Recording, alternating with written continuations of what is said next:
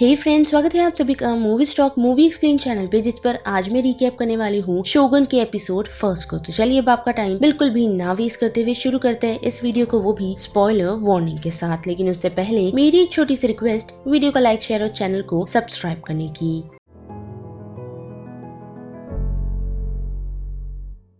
Series की शुरुआत हमें जॉन ब्लैकथॉर्न से दिखाई जाती है, जिसका शिप जापानीज शोर तक आ पहुंचा है और उस शिप को देख काफी सारे समुराइज उनकी शिप को इन्वेस्टिगेट करने के लिए पहुंचे हैं। लेकिन शिप में पहुंचते ही वो लोग काफी सारे डेड सेलर को देख पाते हैं और साथ ही कुछ भूख से गुजर रहे सेलर्स को भी, जिनमें से जॉन भागने की कोशिश तो करता है लेकिन अनफॉर्चुनेटली उन समुराय के हाथों पकड़ा जाता है। जिसके बाद बड़े ओसाका की तरफ तो हम देख पाते हैं कि ईयर 1600 चल रहा है, जहाँ एक किंग टाओ की डेथ हो चुकी है, जिन्होंने अपने पीछे कोई एयर छोड़ा नहीं, जो है वो काफी ही छोटा है रूल करने के लिए। जिस कारण 5 लॉर्ड वॉरियर्स इस बात के लिए झगड़ रहे हैं कि कौन उनकी गद्दी संभालेगा, यानी कि कौन शोगन बनेगा। जिस कारण हम योशी तानानागा को देख पाते हैं, जो अपनी पूरी आर्मी लेकर ओसाका कैस्टल आ पहुंचा है, जहां उसकी मुलाकात लॉर्ड इशिडो से होती है, जो उसे इस बात के लिए अक्यूज करता है कि उसने अलाइन एंड पावर को उनके अगेंस्ट इस्तेमाल करने की कोशिश की थी। लेकिन लॉर्ड योशी उन लोगों को यह आश्वासन देते हैं कि वो ऐसा कभी नहीं करेंगे। लेकिन इतना ही नहीं, बल्कि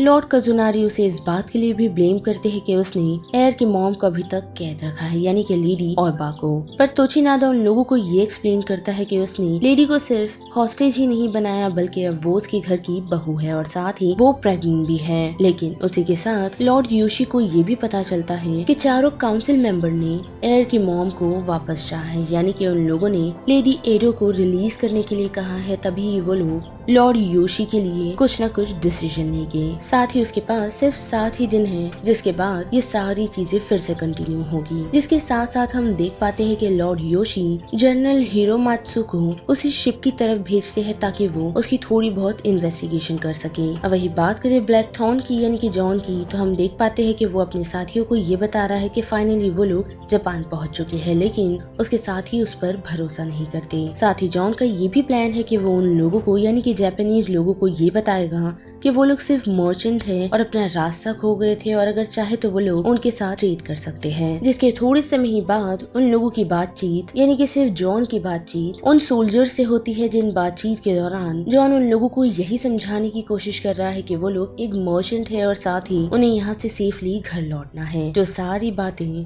उन सोल्जर्स को समझ नहीं आती, पर थैंकफुली वहाँ एक प्रीस्ट मौजूद होता है जो जॉन की थोड़ी बहुत हेल्प करता है। लेकिन साथ ही वो उसे ये भी बताता है कि ये पॉसिबल नहीं कि ये लोग तुम्हें घर लौटने दे, जिस कारण वहाँ थोड़ा झगड़ा हो जाता है और उस कारण जॉन को काफी मारा भी जाता है और उसे यहाँ से सीधा लॉर्ड याबुशिकी के पास ले जाया जाता है, जहाँ जाकर उसे एक और प्रीस्ट दिया जाता है। लेकिन उस प्रीस्ट की बातचीत से हमें प्रॉपरली ये पता चलता है कि वो जॉन को एक पायरेट बता रहा है, और ये भी कि वो यहाँ पर वॉर करने के लिए पहुंचा है। और वहाँ कुछ फ्लैग को नोटिस कर जॉन को ये समझ आता है कि यहाँ पर ऑलमोस्ट पोर्चुगीज सेलर ही आ पहुंचे हैं, ना कि कोई इंग्लिश सेलर। जिस कारण वो प्रीस्ट के गले से क्रॉस निकाल सभी के सामने ये चिल्लाने लगता है कि वो उनमें से एक नहीं, जिस कारण लॉर्ड याबुशिकी उसे अपने साथ ले जाने का डिसाइड करते हैं। साथ ही हम देख पाते हैं कि वो, यानी कि लॉर्ड ओबिगे, लॉर्ड ओमी को काफी प्रेज कर रहे हैं, क्योंकि उसके डैड के जाने के बाद वही सारी चीजें काफी अच्छे से संभाल रहा है। लेकिन उसी दौरान हमें पता चलता है कि हिरोमात्सु वहाँ आ पहुंचे हैं, और आते ही उन्हें पता चलता है कि इन लोगों ने एक फॉरेन शिप को अब कैप्चर कर रखा है। साथ ही वो उन लोगों से 20 कैनन्स, 500 मस्केट और काफी सारे सिल्वर और गोल्ड के बारे में पूछते हैं। जिसके साथ साथ लॉर्ड योबू को ये पता चलता है कि हिरोमात्सु ने उस शिप को जब्त कर लिया है, जिसके लिए पहले तो वो रेडी नहीं होता, लेकिन कोई खून खराबा ना चाहने के लिए वो उन्हें शिप हैंड ओवर कर देता है। जिसके साथ उसे ये भी समझ आया है कि उनके विलेज में ही कोई एक खबरी है। लेकिन इतना ही नहीं, बल्कि हिरोमात्सु ने ब्लैकथॉर्न को भी अपने साथ ले जाने का डिसाइड किया है, वो भी ओमाशु। पर उन्हीं के साथ आया हुआ लॉर्ड रॉड्रिगेज ये चाहता है कि वो ब्लैकथॉर्न को अपने साथ ले जाए, उसे ड्रंक कर उसे खत्म कर दे। पर एक्चुअली हमें पता चलता है कि वो उसे अपने साथ इसीलिए ले जा रहा है ताकि लॉर्ड योशी उसे मिल सके। जिस कारण